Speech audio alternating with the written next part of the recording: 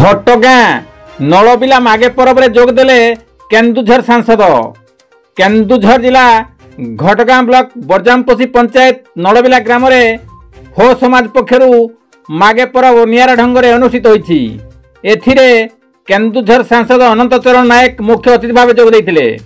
BJP नेता रतन कुमार पलेई सभापति अनुष्ठित मागे पर्व में अन्यतम अतिथि भाव घटगाँ ब्लॉक सांसद प्रतिनिधि अखिल कुमार पात्र, सरपंच जमुना मुंडा, घटगाँ मंडल बीजेपी सभापति रविनारायण देहुरी, युव बीजेपी नेता रुद्र प्रसाद बेहेरा एवं आनंदपुर बीजेपी विधायक प्रार्थी आलोक सेठी प्रमुख मंच आसी नथिले।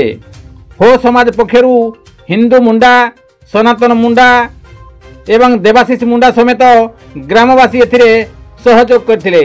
Kavindra Raut report, KD news.